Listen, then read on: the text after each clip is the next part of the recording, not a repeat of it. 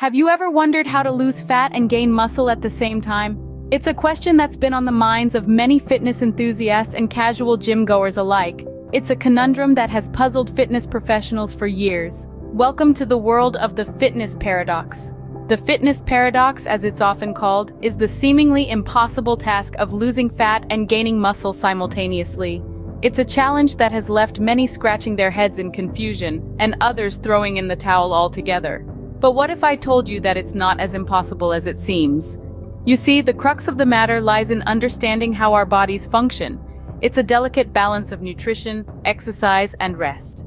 However, the problem arises when we start believing in common misconceptions. Misconceptions such as the idea that cardio is the only way to lose fat, or that lifting heavy weights will turn you into a bodybuilder overnight. These misconceptions not only set unrealistic expectations, but also deter us from our goals. In reality, losing fat and gaining muscle is about striking the right balance. It's about understanding that while cardio is an essential part of any fitness regime, it's not the only way to lose fat. Similarly, lifting weights won't necessarily turn you into a Hulk. Instead, it helps in building lean muscle mass, which in turn aids in burning fat. But it's not just about the physical aspects, it's also about the mental game. It's about understanding that change takes time, and that there are no shortcuts to success. It's about keeping the faith, even when the scales don't reflect your efforts. Understanding the science of fitness will help you navigate this paradox. So let's dive in. We'll debunk some myths, clear some misconceptions, and hopefully help you understand how to lose fat and gain muscle at the same time. Because at the end of the day, it's not just about looking good, it's about feeling good too. So are you ready to unravel the fitness paradox? Let's get started. First, we need to understand how our bodies lose fat. Now, let's dive into the science behind it. When we talk about fat loss, we're essentially talking about energy. You see, your body stores excess energy as fat. When you consume more calories than your body needs, it saves the surplus for later. It's like a squirrel stashing away nuts for winter. Here's where the concept of a calorie deficit comes into play. In simpler terms, a calorie deficit occurs when you burn more energy than you consume. Your body, needing energy to function, turns to those fat reserves, breaking them down to fuel your daily activities. This process, known as lipolysis, is what leads to fat loss. Now, you might be thinking, great, I'll just stop eating so much and I'll lose weight. But it's not quite that simple. The type and quality of calories you consume matter just as much as the quantity. This is where the importance of diet comes into the picture.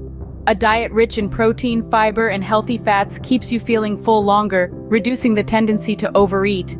It's like giving your body high-quality fuel to run on. Foods high in sugar and unhealthy fats may be high in calories, but they don't provide the same level of satisfaction or nutritional value. In essence, they're like cheap fuel that burns out quickly, leaving you hungry and unsatisfied. Equally important is the role of physical activity in creating a calorie deficit. Exercise increases the rate at which your body burns energy. The more active you are, the more calories you burn, and the larger the calorie deficit you can create. So to lose fat, you need to create a calorie deficit.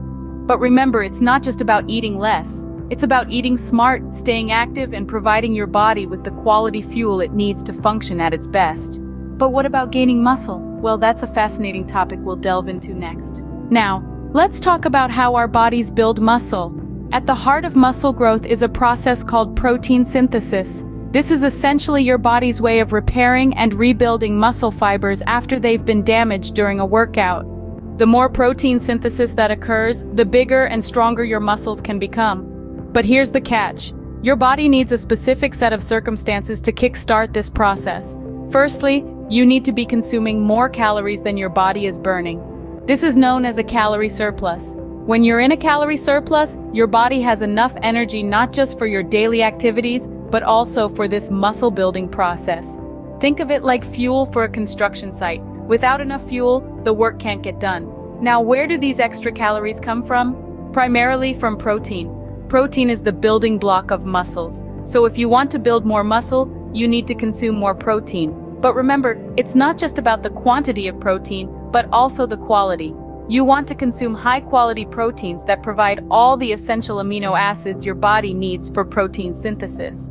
However, just eating a lot of protein and being in a calorie surplus doesn't automatically lead to muscle growth. You also need to be doing resistance training. Resistance training, like lifting weights or doing bodyweight exercises, causes damage to your muscle fibers. This damage then triggers the process of protein synthesis, leading to muscle growth. This is why resistance training is so crucial for muscle gain. It's the spark that ignites the process of protein synthesis.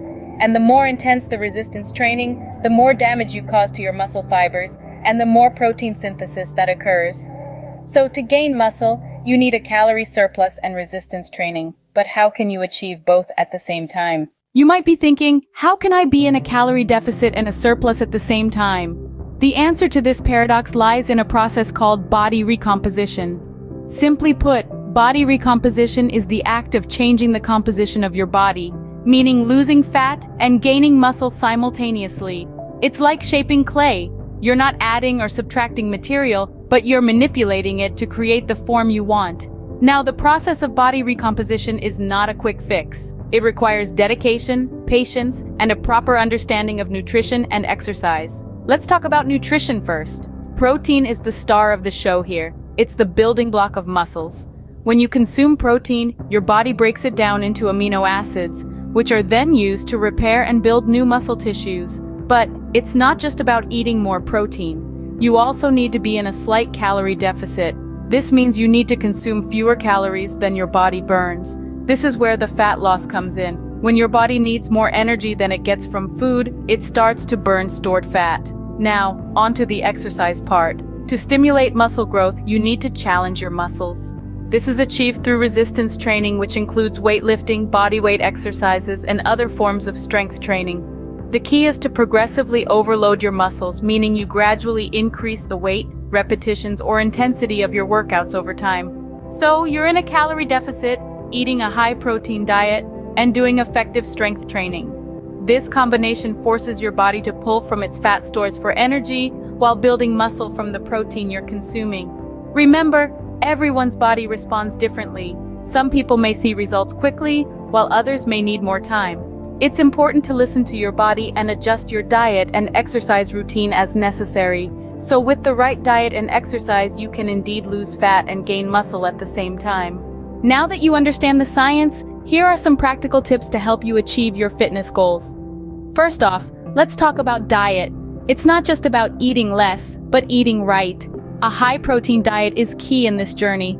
Proteins are the building blocks of muscles, and they also help you feel full, reducing the chances of overeating. But don't ignore your other nutrients.